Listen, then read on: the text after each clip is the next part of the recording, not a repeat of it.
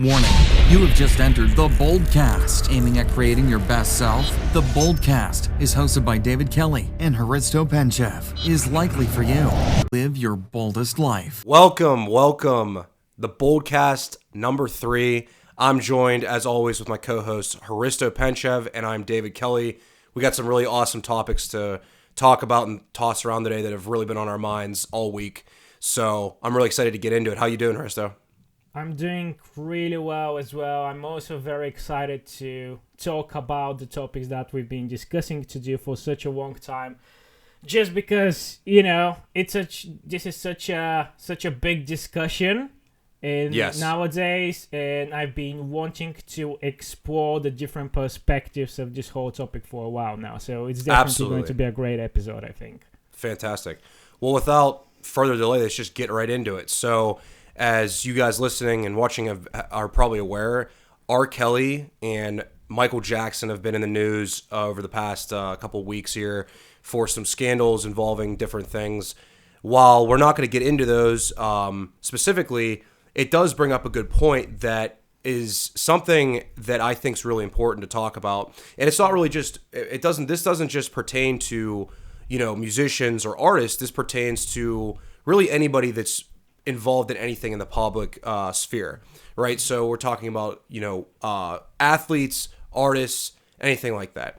And really the easiest place for us to start here would be with the R. Kelly and Michael Jackson stuff, because it's such a good example and a very relatable example.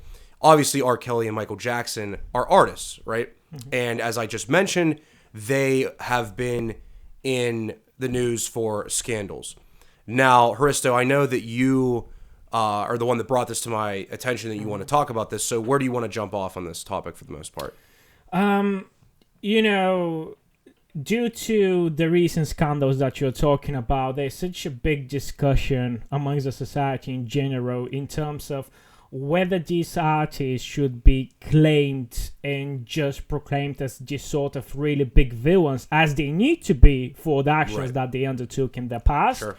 But at the same time, they've been put in a situation where the craft of their work, the product of their talent has also been put under the radar. And we are now in a situation where their body of work has been suffering due to the personal actions of the said artist. Right. So, long story short, the big question nowadays is whether the terms art and artist should be conflated, or whether they should be associated with each other, or whether they should be distinguished. Obviously this is such a big topic of discussion, but at the same time, I've been introduced to this problem a while ago, maybe a few years ago, and I'll just provide a bit of a backstory just to fully show my perspective and experience with this. There's a little known fact for me that when it comes to music, one of my most favorite bands, especially when I was growing up throughout my teenage years and so on, was a band called Lost Prophets. So I don't know how big Lost Prophets were in the USA. I'm not that familiar. I don't think they were performing extremely well on the market over there. But in the UK, they were absolutely iconic, They were such a big trendsetter. They had the full product in terms of quality of music, in terms of image, in terms of vision, in terms of artistic value. There was such an influential name here, Right. And I've always been very impressed and very influenced by their perfection in every aspect of what they did. So a couple of years ago, there was such a big situation with their vocalist, Ian Watkins, who was caught to perform such gruesome activities with babies, Oh, wow. Yeah, it was absolutely terrible. It was very, very ugly. The news was, on major and mainstream media. It was absolutely everywhere. This case was claimed to be as one of the biggest and most disgusting ones in the modern history. Yeah, it sure sounds like it. It was absolutely terrible. Yeah. Obviously, we don't need to get into too much details because this is not the topic of the whole discussion. But my main point was that once I realized the whole situation, I felt very confused. Because once these details were presented to the public, there was such a big of public outcry. Big outlets, media started to get Worst Prophets music out of the shops, out of the magazines. There was such a big public ban against the whole band in general of what they did and what they do as a group, Right. So I was very confused, and obviously I appreciated the fact that when we're talking about a person who did such massively and objectively wrong things, massively twisted and degraded activities, it's obviously very hard to keep supporting their body of work. I completely agree that from a moral point of view, but at the same time I had a very conflicted opinion because, I've spent so much time and so much energy with the music of Worst Prophets. I was so emotionally invested with their craft.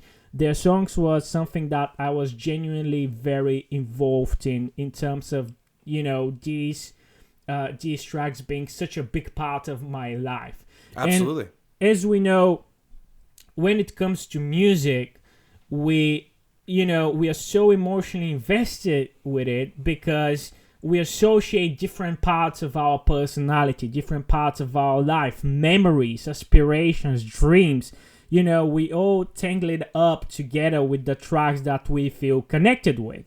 Absolutely. So I was presented with the question whether I should feel guilty of enjoying the music that was so close to me as a person, or whether I need to, completely distinguish it from myself and just stop enjoying it because of the activities that this terrible person did, And with the time, I came to the conclusion that, if you're involved with art, if you're an artistic and creative person, it's very disrespectful to the art in general if you necessarily associate it with the artist, because I think if you're a creative person, that the product that you're creating is not something that it should be responsible, from the artist's point of view. Right. In terms of, you should see the difference between those two things. The same way that, if you have a serial killer, you can't blame their kid for the bad things that the parent did, Right, If absolutely. you see my Yes. point. Yeah, So, of course. I was, so this is obviously a topic that I'm very invested in. I firmly believe that there should be a difference in perception between the body of work of a person and the person itself. Yeah. Because in the end of the day, you've never been in touch with the person. You don't know the personality. You're not friends with them. You are just emotionally invested in the product that they've created in one way or another. And I think the created product, the artistic value that it possesses, should always be respected and not be involved with the activities that the creator of the said product has been involved in as well. Just because, the body of work of a certain talent is just an aspect of their personality. It shouldn't be held responsible for the bad deeds of a character or of a person. So when the whole situation with R. Kelly and Michael Jackson occurred again, obviously this has been such a big topic of work, and there was such a big public outcry from people saying that their music should be banned. They shouldn't be getting the attention for their music anymore, and stuff like that. And I just don't think that's right. I don't think that's correct. And I think that everyone should very much understand the difference, again, between the art and the artist, between the product and the creator. But I would be, obviously I have a very strong opinion on that, but I'll be definitely very interested to see what your thoughts on the matter are as well. I think that, well, first of all, that was a really good way of diving into that, because I think that opinion is, in my opinion, is correct, right? But you just don't hear, I think there's so many layers to this, right? You just don't hear that opinion in the media or really anywhere, because it takes a lot of like insight and introspection into the situation and into yourself as a person to really understand that.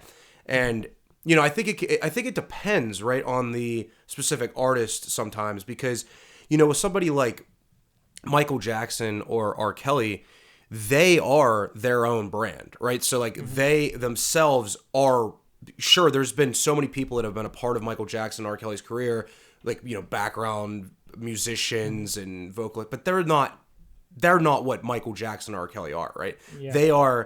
Those guys are, or were, in the case of Michael Jackson, were their own brand. And I think because of the way they were marketed and branded, people felt like they liked the person as much as the art. And so like the artist as much as the art, sorry. So the artist and the art, like you were saying. But that's merely as you and I know, I mean, we both own marketing agencies. I mean, that's about as good of an outcome as a marketer or a record label or a management company as you want, right?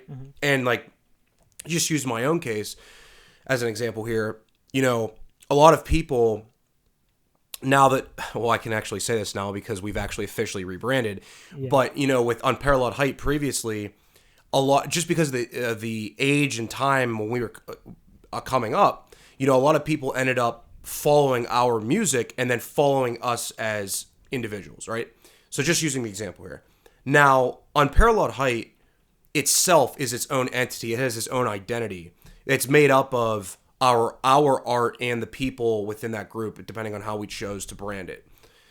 So, each of us individually in that group had different personalities and different things and different problems and different things like that. It all contributed to making the sound, to making the brand and all that stuff.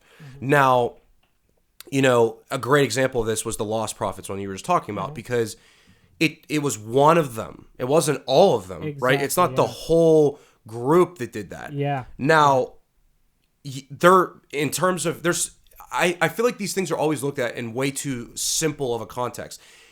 Is the guy, the vocalist, I forget his name, that you mentioned, is he a criminal? Of course, right? Now, does that mean that the rest of the band are all criminals? No.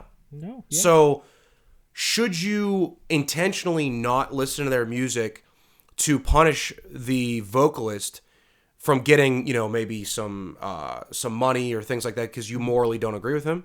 That's your choice, right? That's your choice. Now, where I see it, and my personal opinion on the matter is, I don't really listen to music for these people as moral role models or something like that. Now, when I was growing up, I did. So I can see why a parent, for example, would be very upset over, a son or daughter listening to an artist that did something like this. And they're maybe their son's 10, 15, 19 years old, something like that. That makes complete sense to me. And when I was younger, I did look up to a lot of these artists as role models. I'll give you a perfect example of this. Tim Lambesis from As I Lay Dying. Now, you want to talk about something that's very polarizing. That is a very polarizing topic. When I was going to Europe last year on the Galactic Empire European tour, I'm not going to mention the name of who I talked to about this, but there was a lot of debate within the label that As I Lay Dying was signed to. I can't even remember if they ended up re-signing with them, but some of them wanted to bring the band back, and some of them didn't want to bring them back, and people were quitting that label left and right because they didn't agree with, the decision to possibly bring them back. Now, here's the thing. For anybody of you guys that are listening that don't know who As I Lay Dying is or Tim Lambesis, As I Lay Dying is one of the most famous metalcore bands of all time. They basically paved the way for bands like myself and Tethra now and all these bands that have come after them. And what Tim Lambesis did was horrible, okay? Tim Lambesis, to put this very bluntly, he was in China. I believe they were on tour there or something like that. And he tried to hire a hitman to kill his wife. The hitman happened to be a undercover cop, luckily. So it never went forward. Tim went to jail, I think, for like 4 or 5 years, something like that. Now, was that a terrible thing? Absolutely. Yeah. Absolutely. There is no doubt in my mind. But here's the thing. Are we as a society, in just a global society, in a community and thing, are we so past the point of forgiveness, right? Now, in Tim's case, Tim claims that he wasn't thinking clearly because he was on steroids and he came off of them and his mind was going all over the place. Some people don't handle that stuff very well. So is Tim to be to blame regardless? Yes, of course, Tim is to be to blame. I mean, Tim is the one to be blamed in that case, of course. But can there be reconciliation there? My opinion is yes. And the thing is, there's, I think, 4 other members in As I Lay Dying that didn't do this, right? So can't they come back and make music? And, I appreciate that music. I've always liked As I Lay Dying. I mean, they just put out a song, and, I shouldn't say that. They put out a song about a year ago now almost, but I loved it. And I think it's great because the lyrics talk about what Tim went through. He's a person. We're all people. And, when I said there's a lot of layers to this, I meant something else too. We, I think, see a lot of these things in the case of Michael Jackson, R. Kelly, the Lost Prophets guy you were talking about, Tim Lambesis. I'm just using musicians as examples right now. I don't think we see these things correctly as a society. We look at these things as, oh my God, this person's an awful person. In all reality, it's mental illness in a lot of these cases. It is a lack of treatment and recognition and diagnosing mental illness, in my opinion. So if you look at somebody like the Lost Prophets guy, and you just don't understand mental illness, you're going to look at him and go, oh my God, what a terrible person, what a terrible thing. Was what he did terrible with the babies and stuff? Of course. Nobody's going to deny that. But why did that happen? It's likely because he has mental illness that, had it been treated, that would have likely never happened. Now, whose responsibility is it to get the treatment? Of course, it's nobody's but his own, really. Doctors maybe should have been able to see this. I don't know enough about that. But the thing is, there's so many things here. That's why I was really happy to talk about this topic. Because, yes, you're right. There's the dichotomy of the artist and the art. And to me, sometimes those things are very separate entities. And it depends on the person who's listening and viewing the whole situation. And that's the beauty of art in general, right? Yeah. And then you have the whole underlying premise of why these things occur in the first place. And, to me, we have to shift a conversation as a society to really look at a lot of these people, and especially people in the public spotlight who are having these problems, and try to find out why this might be occurring. So, to me, I in the case of As I Lay Dying or any of these people, I don't really care what happens beyond that. Exactly. Now, if these people were like, if this was like the Pope or something, okay, that's a different story. I'm just using that example, but they aren't our moral compasses. And if they were your moral compass, I can understand how you feel betrayed in that aspect. Asley Dying in many ways had like a Christian metalcore vibe to them. Yeah. So this whole thing, like whitewashes all of that, right? I mean, that's pretty bad.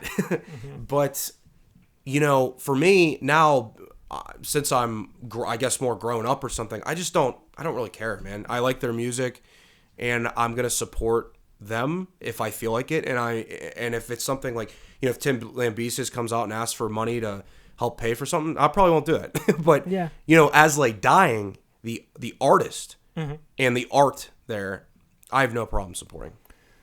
Exactly. I think the biggest argument here is that obviously you constantly see the two main points of discussion. One of them being, they are terrible people. You shouldn't support them. They don't deserve the recognition and the attention that they get. So we need to stop that. And if there's any other opinion, the first side of the argument say, but they're terrible people. How can you support them? They did such terrible things. They don't deserve any sort of tolerance. And again, I want to stress that obviously they're horrible people. Yes. Obviously they're bad personalities. No one here is saying that they're not. They deserve everything that they got in terms of, the results of their actions. The thing is that, again, as you said, the stuff that they created, or even their bandmates in situations where we're talking about groups, they don't deserve the attention that, the bad and negative attention that is caused by just the mistakes of one single person, Yeah. And I think everyone should recognize that, because, again, the art as a product is something completely different. And it's you just triggered me thinking of something. Yeah. It's to me, it's this is such a problem now in the world we live in because of something. Here's a good example. Something I say in this podcast could be used against me in 10 years. Exactly. Yeah. For example, something I say in this podcast could be used against me in 10 years or something down the road. And this has been a big discussion now with, platforms like Twitter and Facebook and different stuff that are banning various accounts for certain actions and stuff. And one example that's really on top of my head right now is this happened recently is Liam Neeson, if you're familiar with him. Yeah. He made some, I don't remember the exact details, but he made some statement where he said, this story happened years ago. I mean, this was like 20, 30 years ago, where essentially somebody, his friend was like raped by somebody, and he said that he was like walking around town and looking to basically assault anybody of that same race with a baseball bat or something. Okay. Now, take that audio clip that he said that in and cut off what he said after it, and it sounds horrible. Yeah. But he expressed the fact that he was upset that he ever felt like that and did that, right? He was explaining a situation in which he had regret from his previous time. And as soon as this happened, all over the media, it's people saying, Liam Neeson should never be in a movie again. He should never, you should stop supporting his movies and this and that. But it's like, if he can't talk about, this just didn't happen yesterday. This happened like 20 or 30 years ago. And he's expressing, regret for committing and trying to do something like that. Yeah. And you're going to hold that against him. So what? So people can never, ever express regret and talk about a situation in which they regret their actions in before and ask for sympathy, and there's no road to redemption. I mean, that's and it ties directly into what we're talking about here, because these are all like public sphere people. I think it's a bad spot to be in. I mean, we want to have a world where, people are held accountable for their actions, but there's a difference between being held accountable for your actions in a legal sense and people like boycotting your art, especially when it's not just you, right? I could at least understand it in the R. Kelly and Michael Jackson situation. Because I go back to, they are their brand. But when you're talking about bands, should I be punished for something my bassist said 10 years ago or something? Exactly. Come on, we all grow. We all have different opinions as we're growing older, and we should be given the benefit of the doubt, unless, these people aren't running for president or, to lead their countries. They're just public figures. They're artists or athletes or actors, actresses. Mm-hmm. I just think the whole public consciousness and societal way of looking at that is just kind of flawed, It very much is. It's very worrying that such tendencies occur more and more nowadays. Obviously, as you said, the Liam Neeson situation, the whole situation with Kevin Hart and his Oscar hosting stuff is also a good example. Just recently, there was a very big case, including Shane Dawson, who is one of the biggest YouTubers ever in the world right now, who made a joke on a very small podcast almost 7 years ago. A clear joke, a bad joke, but clearly a joke. And now he's getting so much hate and so much negative attention from everyone. And it's just it's worrying that sometimes, as you said, it seems that the society is not in a position to acknowledge the circumstances that certain things are happening. Yeah, and that's a big problem because all you have to do, again, I'm always going to talk about this, but just it starts with looking at yourself. Do you as a person make mistakes? Of course. Have you said something that you regret?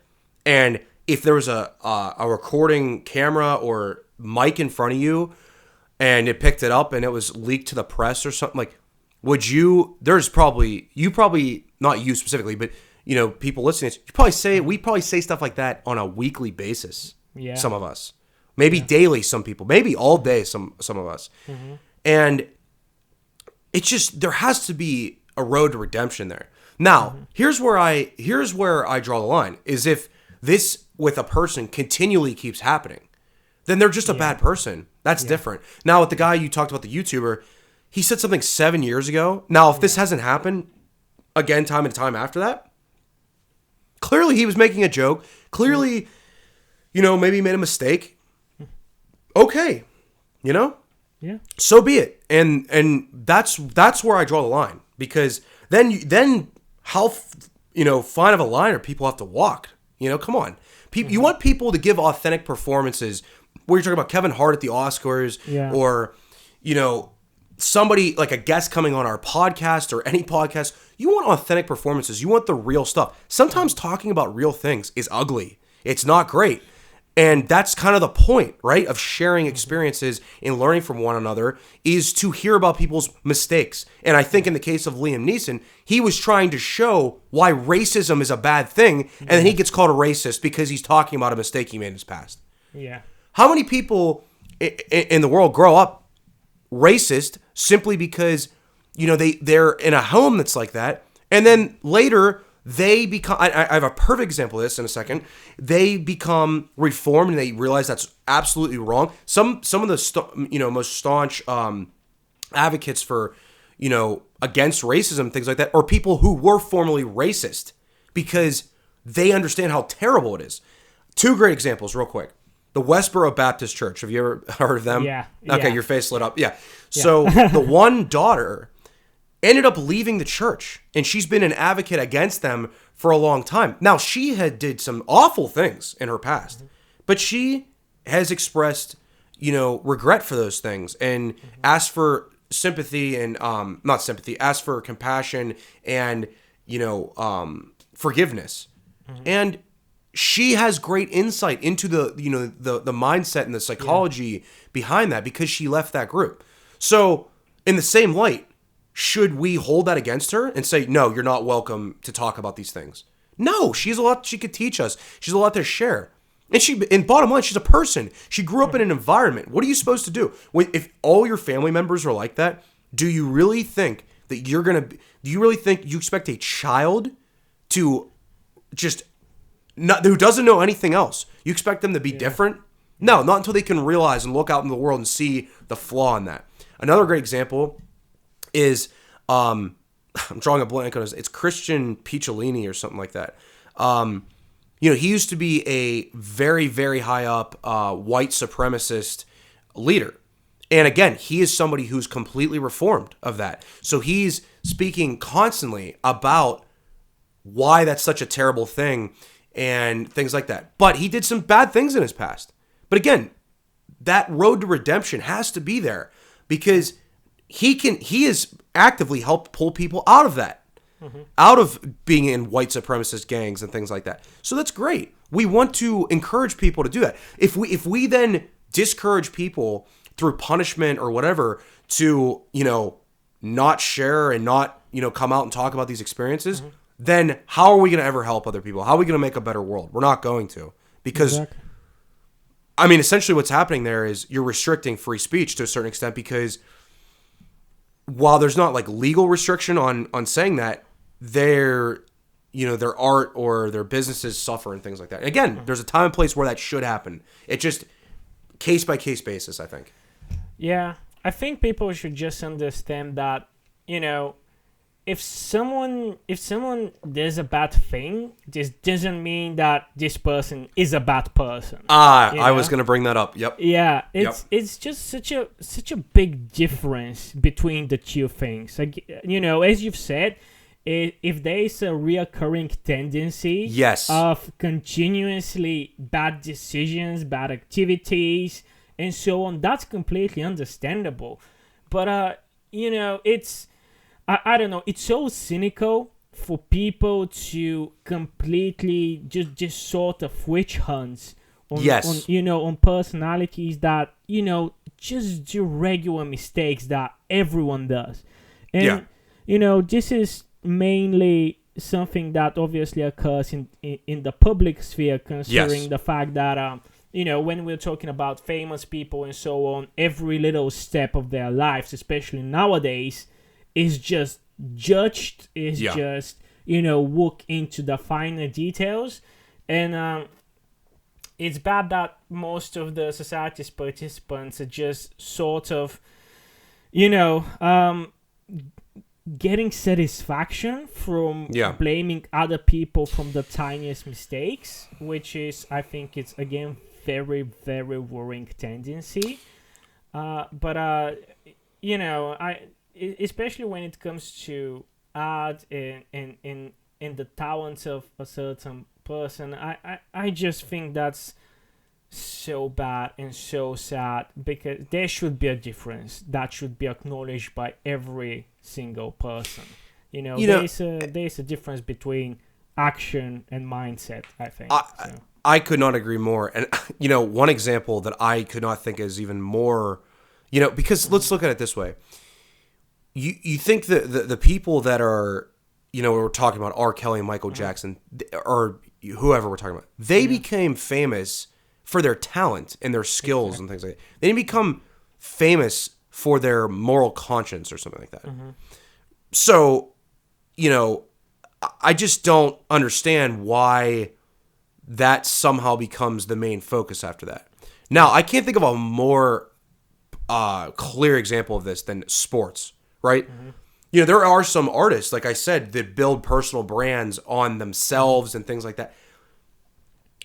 You get to the professional level of sports purely because of your talent. There's no other marker.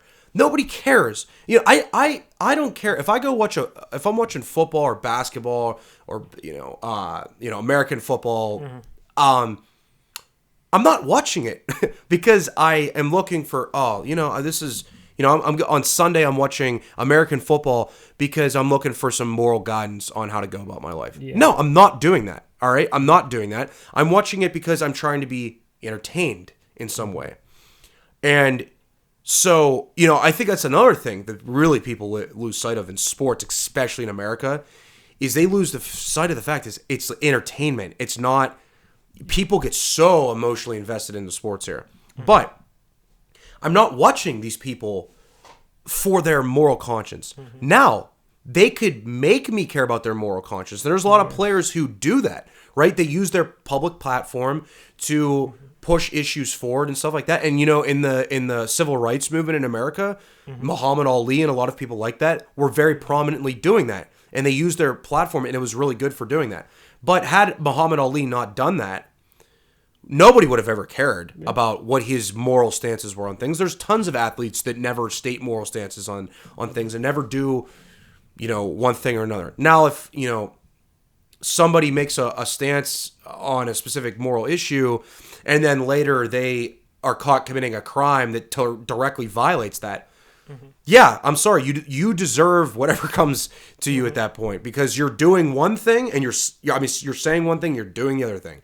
Yeah. So yeah, you deserve it at that point. But come on, like it's always amazing to me. It's like, well, yeah, there's such a problem, in American football with domestic violence from players. Really? Are you really that surprised by that? Yeah. A bunch of guys who are paid to literally beat the shit out of each other for a living. You're surprised that when they lose their cool, they might do that to their girlfriend or wife? I am not surprised by that at all. Now, does that mean that I support that and think that's right? Absolutely not. But am I surprised by that? No, I'm not surprised by that at all. I kind of think if you're surprised by that, you're kind of an idiot. It's kind of obvious to me. These guys are paid to beat the living hell out of each other. So you think sometimes that is a switch you just can't turn on and off.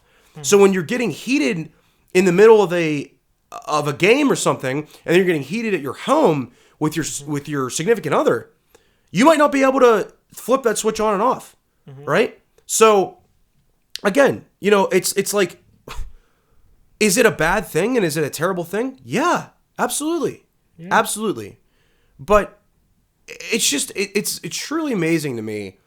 And another great point on this stuff is like where some people are given roads to redemption and other people aren't. Like, I mean, I remember there was this running back who played in the NFL who literally on video punched his girlfriend in the face in an elevator. Okay, he was cut from his team and everything, and people were discussing like, oh, is he going to come back and play, or is he this and that, and like there was a lot of NFL experts saying like, yeah, he should be given a path back and this kind of stuff, all this kind of stuff. Fine, and then you have, I don't know if you're familiar with him, Hristo, because you don't live in America, but Colin Kaepernick, who was kneeling for the national anthem, right? Completely victimless thing. Yeah. And people overwhelmingly did not, a segment of the country did not want him to play because of that. But some of those same people were like, oh, the guy's name, the running back's name was Ray Rice. Oh, Ray Rice should be able to play again. Really? So the guy that punched the girl in the face, who you saw do that, should be allowed to play. And your worldview should be allowed to play. But the guy who kneeled for the national anthem to protest against police brutality, against violence, that guy shouldn't be allowed to play. It's just, the standards are ridiculous, in my opinion. Yeah. And it's so, and people are so quick to judge and class judgment on other people. Meanwhile, they don't look at them. That's the thing, Hristo. I think that's the main point here, is we have such a introspectively dead culture where people are so quick to look at others and judge other people and care about what those people are doing, but they don't ever look at themselves in that same way, right?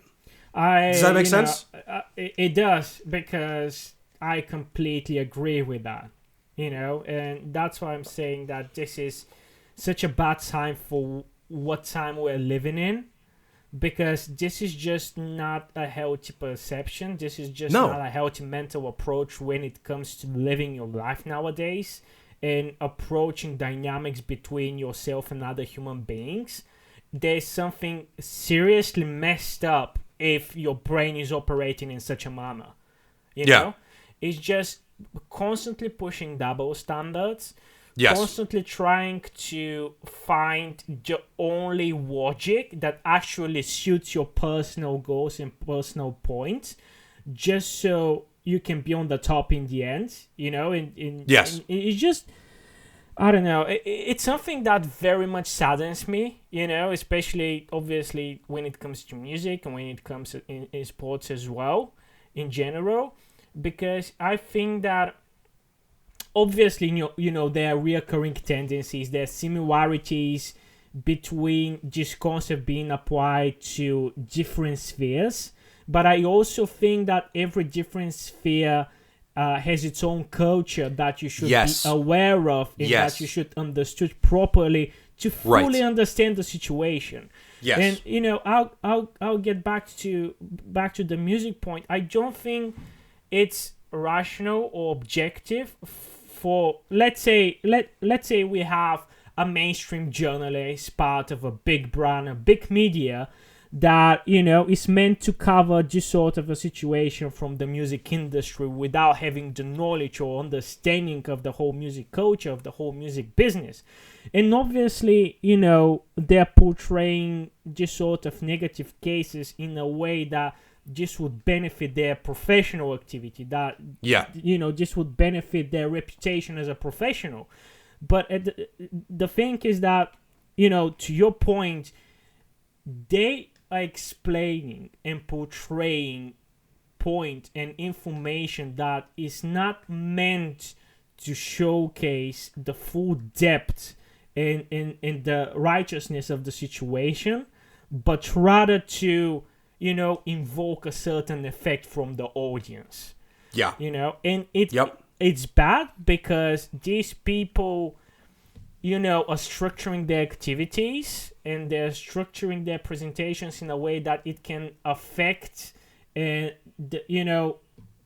majority of the audience that also doesn't possess the right knowledge about the said situation. Right. And we're getting in one very, very negative cycle where such a big part of the society is having a very strong need to express and share a certain message that is affecting such a big part of today's world that they are not being part of.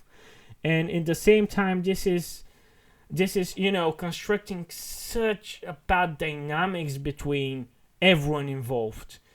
And it's just something that concerns me. I wish that people would have the desire to firstly get themselves educated about the specific case that they're talking about, that they wouldn't base their decision on instinctive thoughts and manners and whatnot, and just try to respect the different circumstances that might have affected a certain choice. That's a great point, Hristo, and I think there's a lot of things here, but one of the main things I was just thinking about as you were saying that, when you talk about getting educated on the topic, is that really a major flaw in a lot of this, when I talk about let's just talk about like entertainment or whatever, which is, they don't exist to, actually, let me say it this way. They exist to report the news on these kind of things, right? But that's not what their business model is. Their business model is to report something just ridiculous and preposterous to get views and clicks and things like that. Do you know why? Because they make money not by you directly watching. They make money by taking that data, turning that data to agencies who then will, sell and play. Slot advertising in there. So they're directly relying on views and clicks and things like that. That is the biggest problem with media in music, in sports, in politics, anything you're talking about here, because their business model does not rely on reporting the truth and reporting nuance of that truth, right? It's not that simple most of the time. All these things there's so many layers to it. Like, do you really think that you're going to turn the TV on and they're going to be talking about R. Kelly or Michael Jackson or any of these things and go, they're going to have somebody come on and they're going to bring a doctor on who says, there's a good chance these guys, in the case of Michael Jackson, obviously he's passed away already, but these guys have mental illness. We should be looking at this differently. We should be, looking at these people in a different light. Obviously, what they did is awful. Nobody's disagreeing with that. Yeah. But it's like the problem is you or me are looking at that with our mental state and saying that's terrible, and that makes sense to us because we don't have that same level of mental illness, right? Yeah. So to place that set of glasses on those people's eyes and see that they see the world the same way that we do is unfair in a lot of ways. Again, I'm not defending what they did. Yeah. I'm saying that we need to have a better understanding of the motives behind these things. The reason I think that some people just can't understand why, you know, serial killers and rapists and things do these kinds of acts is because they're wired differently. Yeah. Right? Yeah. Again, it's not about like, oh, they did the act, they're wired differently. We just let them, you know, run free. That's not what I'm saying. What I'm saying is we need to get better at preventing those things from happening by trying to spot them at a younger age and try to get ahead of the curve on that kind of thing, right? Like preventing these things. In all current cases of mental health and things like that. I mean, we were talking about anxiety and depression in the last episode. Yeah. Same thing there, right? How many suicides could be prevented if depression was treated properly in a higher way, right? I mean, how many things? This is what I'm saying. The problem is the way that there's so many different layers to this cake, if you will, and you know, the media is to blame. The individuals who are viewing these things and coming out with outlandish opinions about these things. You know, a great example, I was thinking about this while you were talking too, is how many people protest, like, when something happened at Starbucks. They show up with a sign and they're like, oh, fuck you, Starbucks. Like, I'm not going to support what you're doing. Meanwhile, because, you know, for whatever reason, I think there was something with like the face on the one cup or something. I don't remember what it was. This was a couple years ago. They show up wearing like Nike pants and Nike shoes that were literally made with slave labor. Yeah. Okay?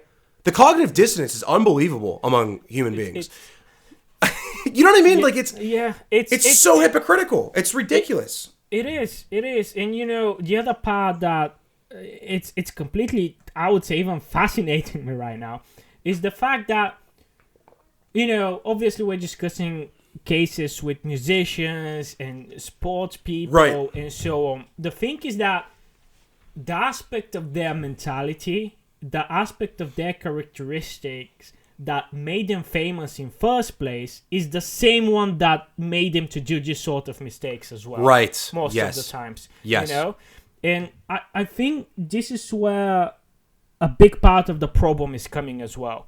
Because let's say you are just sort of a person. You know, you obviously can't self-assess yourself in an objective manner. You know, you do what you do best, you do and you act as you are operated to act, right? Yes. Yep. And in one part of your life, you are being cheered, you're being supported for the person that you are, for the way you think, for the way you act. And the next time, you're completely blamed, you're completely destroyed for the same reason. And I'm just trying to picture and try to see how a person in this sort of situation would react, how they perceive the thing that, you know, from their perspective, they're just doing whatever they've always been doing as well. Yeah. But they're getting different results in the same way. Yeah. You know? Yep. And it's just mind-blowing, you know? As you've said, I just think that it's so hypocritical. It's completely ridiculous it's, you know, I think the main points of the attention that these sort of people are getting is always more related to the needs of, you know, of the media and of their supporters rather than, you know, having some sort of objective to it. It's the media, again, in any of these cases, they're only going to feed you what they think is going to sell for them. Yeah. So, you know, they're just not going to.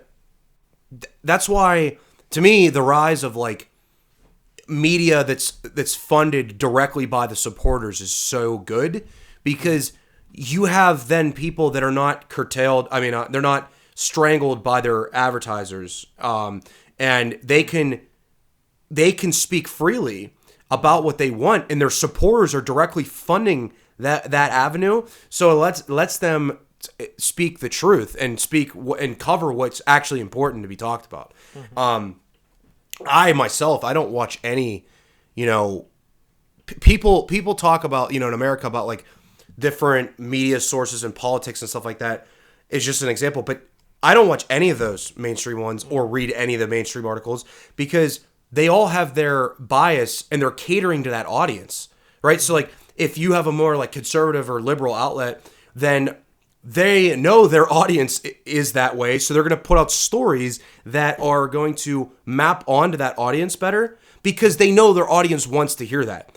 People don't want to hear things that that kind of make them go, oh my gosh, that I don't know. That's kind of, I don't want to, please don't make me feel uncomfortable. It's just that way in anything. So people don't want to hear that. And that's the same thing with the R. Kelly and Michael Jackson, all these people are talking about. People can't handle nuance a lot of times. They're very, and this is the product, in my opinion, of a society where you have people you have an entire society that was raised where these soft skills, such as like introspection and understanding yourself and understanding how you fit into the world and how other people fit in like you, and that everybody's not like you. You are one person. Everybody's not like you. Stop trying to make other people like you, So that's the product. This is what you get, in my opinion, when you have a society that was just so focused on these hard skills like science. We talked about this before. Science and math and all the... You're just not... You're not... This is exactly the outcome. Mm-hmm. So, in my opinion, what you have to do is, as a society, you have to take a look and go, we didn't do that right. This was kind of we kind of messed up. But we have to understand that, right? You got to understand that there's a problem. And then try or do our best as ourselves to correct that course. And hopefully the next generations, we can learn our lessons and the problems that are existing and teach them in a better sense. And here's the thing. When I was 10 years old, 12, 13 years old, podcasts weren't around, right? So I only could access mainstream media sources, radio stations, TV. Yeah. I could go on and on. But now kids can get in and find out the truth at a much younger age, Mm-hmm. So to me, that kind of problem might already be working itself out. Mm-hmm. But then on the other hand, a lot of these people we're talking about who are the first to lambast these people are younger kids too. So most of the time, yeah. Yeah, so it's a complex issue, but again, my main point, my main thesis of this is there is a difference, as you said, between the art and the artist, mm-hmm. or the business and the product, the business and the service, whatever it is, and there's a difference between, like you said, a bad person and a bad action. Yeah. Now, somebody who's a bad person is somebody who repetitively does that, but a bad person could be somebody who's mentally ill too. Yeah. So. And there is people out there who are not mentally ill who do bad things. Those are evil people. There's a big difference between those things. Yeah. So that kind of wraps up what I was saying, what I think about this. I don't know if you want to add anything on the end here, but that's kind of where I stand on this. Yeah, I think that's a great way to wrap it up. But I think that's a great point. I think this completely summarized my views as well. So it felt great to discuss this in depth and in details as well. And I just hope that we provided and showcase a point of view that most of the people will try to understand. Yes. Yep. Because this is the key to actually working towards some sort of positive activities in every field in general. Yeah, and the last thing I would like to say before we end this is this is called the Boldcast, and a lot of times we're going to come in here and talk about personal development and things like that. But the other thing I always want people to walk away with from listening to this is try to look at your life and look at the surrounding environment in your life, the people in your life, with a more nuanced way. Don't be so closed-minded. Give people the benefit of the doubt sometimes and understand that we're all different. But we all want the same kinds of things in life. Some of us just have a harder time getting those places. Some of us mess up more than others. And at the end of the day, everybody's a human being, including yourself. So you should treat people the way you want to be treated, the golden rule, you know? Yeah. But again, there are bad people out there, and there has to be punishments for those people. But again, not everybody who commits a bad action is a bad person. And with that being said, let's wrap up the Boldcast number 3 here. We will see you next time on the Boldcast number 4. Thank you for joining us on this episode of the Boldcast. You can support the show by leaving a review on whatever platform you listen on. Make sure to connect with us on Facebook and Instagram. You can find us on both at the Boldcast.